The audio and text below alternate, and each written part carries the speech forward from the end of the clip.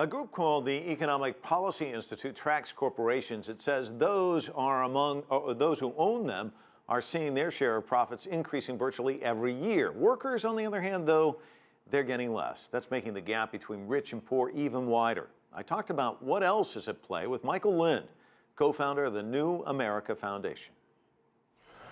Well, there is a debate about whether the primary cause is technology by eliminating many well-paid jobs through automation, or domestic public policy changes, including tax changes, which are much more favorable to the holders of financial and real estate assets. Probably it's a combination of both. What you see around the world is, in similar advanced industrial nations, inequality is increasing, but the degree of the increase is greatest in the United States and Britain. Partly, it's argued because of the deregulation of finance and the low taxes on people in the increasingly important financial sector.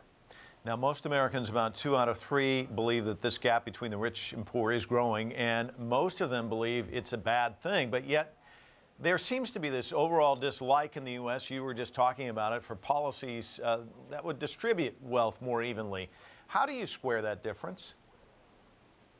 Well, historically, policies that increase social mobility, helping you move up from the circumstances in which you were born on the basis of your own individual effort, have been more popular than those which simply tax certain groups of people and redistribute income or assets to other groups. The problem with that individualistic, upward striving approach is that when you have large structural shifts in the labor market, in the economy as a result of forces like automation, for example, then simply helping more individuals is not necessarily the most efficient way to combat it, and yet that's the most politically popular way. A few years ago, I got 2 more questions for you. A few years ago, a friend of mine said that the economic meltdown was the great equalizer because everybody got hammered on Wall Street, but it hasn't been the great equalizer.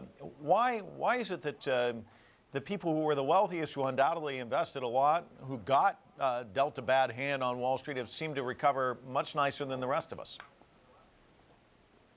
Well, since the Great Recession began, with the exception of the limited and rather inadequate stimulus program, the U.S. has fought deflation in the economy by means of quantitative easing, a technical device which effectively boosts the stock market and to some degree raises depressed real estate prices.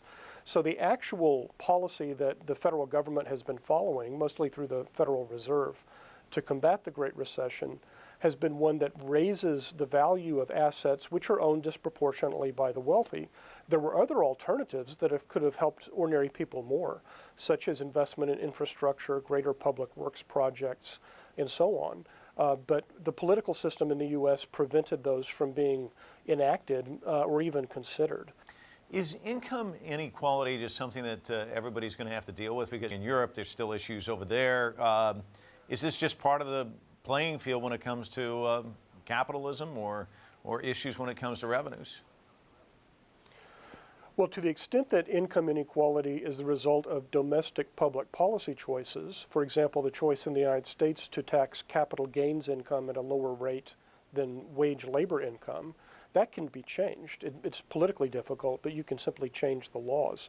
To the extent that income inequality is driven by technological change, that is having more and more of the profits going to the owners of highly automated equipment, robot factories and computerized service companies.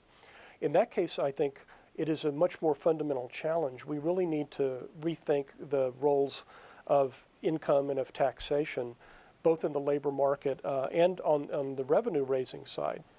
Michael Lind, thank you so much. Thank you.